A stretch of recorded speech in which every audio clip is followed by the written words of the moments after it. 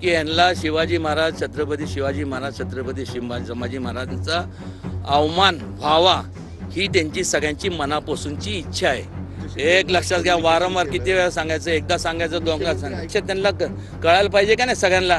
हे काय सांगण्यासारखं बोळ्यान दूध पितं का ते सगळे लोक आता।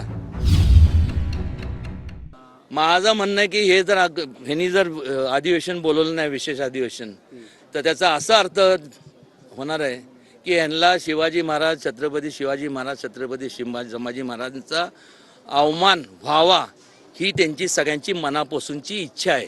आणि मग लोकांनी ह्यांना त्यांच्या जागा दाखवून द्याव्यात। तुम्ही त्याच पक्षाचे खासदार आहेत, मुख्यमंत्री आहेत, तुम्ही जाऊन त्यांच्याशी एक लक्षात घ्या, वारंवार किती वेळा सांगायचं, एकदा सांगायचं, दोनदा सांगायचं, ऐकत नाहीत असं तुमचं ऐकत नाही। पण त्यांनी ऐकलं पाहिजे, ऐकणं म्हणण्यापेक्षा त्यांना कळायला पाहिजे का नाही सगळ्यांना। हे काय सांगण्यासारखं बोळ्यान दूध पितं का ते सगळे लोक आता। अवमान जेव्हा होतं तेव्हा दिसत नाही का, दंगली होतात, कोणाचं प्राण जातो, हे होतात ते होतात, त्याला कारणीभूत कोण। हा कायदा तुम्ही पारित नाही केला तर कारणीभूत हेच संपूर्ण सगळे। तुम्ही संसदेत या संदर्भात काय मागणी करणार? अमित शहाकडे आम्ही सांगितलं, त्यांनी सांगितलंय। ते भाषण असं एखादं तगडं ज्यानं महाराष्ट्र हलेल, दिल्ली हलेल। एक लक्षात घ्या, भाषणापेक्षा वस्तुस्थिती त्यांना ह्या सांगण्यासारख्या गोष्टी नाही आहेत, हे अंतःकरणातनं आलं पाहिजे।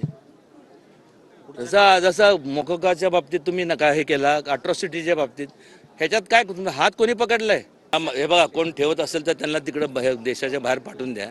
त्याचं उदात्तीकरण करण्या तो कोण फार काय मोठा नव्हता, मोठा म्हणण्यापेक्षा तो हलकटच होता।